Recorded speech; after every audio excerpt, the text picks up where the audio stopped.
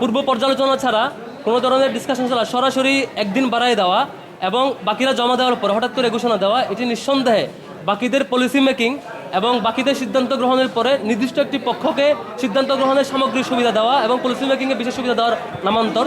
এটা খুবই দুঃখ।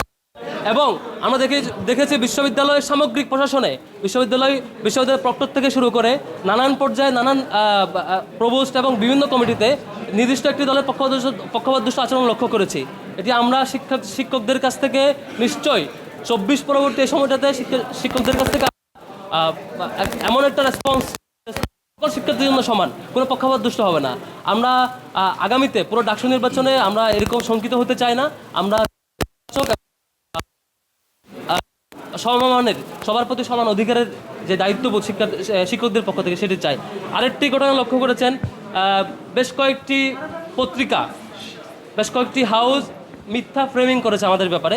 তার মধ্যে দেখবেন যে বিবিসি বাংলায় প্রথমে একটি নিউজ করেছে, তারপর রাতে বিজনেস স্ট্যান্ডার্ড একটা নিউজ করেছে, আরও কয়েকটি পত্রিকা এরকম দেখেছি যেখানে বলা হয়েছে ছাত্র শিবিরের দিক থেকে যে আমরা নাকি প্রথম অংশগ্রহণ করেছি।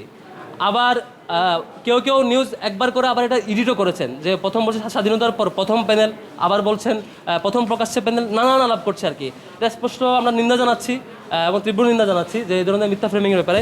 ছাত্র শিবির 1977 সালে প্রতিষ্ঠিত হওয়ার পর থেকে প্রথম যে আমাদের ডাকসু হয় সেটি হচ্ছে 1979 সালে। সেখানে কাদের পরিষদ, কাটিং ছবি, মিছিলের ছবি সব কিছু এখন অনলাইনে পাবেন। এবং সেই সময়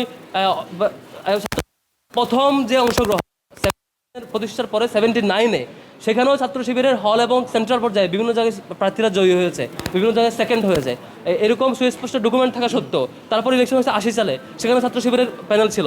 82 সালে সেখানে ছাত্র শিবিরের প্যানেল ছিল। এনাম কাদের পরিষদ, যেখানে ছাত্র শিবিরের মিছিলে বিরোধীরা আক্রমণও করেছিল, সেই ঘটনার ফুটেজ, ছবি এবং ফটো, পেপার কাটিং এখনও পাবেন। তারপর 89-এ আরেকটা ডাকসু হয়েছে, সেখানে শামসু আমিন মুজিব পরিষদ ছিল। 90-তে আমিন মুজিব হেলাল পরিষদ ছিল। এই যে প্রত্যেকটাতে ছাত্র শিবিরের অংশগ্রহণ ছিল। শুধুমাত্র 19 সালের আগে 2014 সাল এবং পরবর্তীতে এবং 18 সালে যে আওয়ামী লীগ যে পরিমাণ মানে ভুয়া নির্বাচন এবং একপাক্ষিকভাবে ক্ষমতায় আসছে, কিন্তু ছাত্র শিবির আমরা কোনোভাবে তাদেরকে ক্ষমতার বৈধতা দিয়ে নাই। এদিক থেকে ফ্যাসিবাদী সামগ্রিক কাঠামো এবং তাদের নিয়ন্ত্রণের জায়গা থেকে আমরা সে সময় প্যানেল দিতে পারি নাই বা দিই নাই। এটা ছাড়া এর আগে আমাদের এখন পর্যন্ত 7বার ডাকসু হয়েছে, মানে 25 সাল সহ ধরলে 7বার ডাকসু, তার আগে 6বার হয়েছে। 6বারের 5বারেই ছাত্র শিবির তার অংশগ্রহণ এবং তার রেসপন্স সব কিছু দেখিয়েছে। তারপরেও বেশ কিছু মেগা পত্রিকা, বেশ কিছু হাউস থেকে এভাবে ফ্রেমিং করা, এটা খুবই দুঃখজনক। ছাত্র শিবিরের ব্যাপারে আমাদের হাউসগুলোর কাছ থেকে সঠিক তথ্য প্রচার এবং সঠিক তথ্য প্রচার করবেন বলে আশা করছি। এবং কোনো বিষয় যদি জানার থাকে আমরা অনলাইন এবং আমাদের সোর্স থেকে জেনে নেওয়াটা ইতিবাচক মনে করছি। আমরা আজকে প্রার্থিতা ফর্ম জমা দিয়েছি।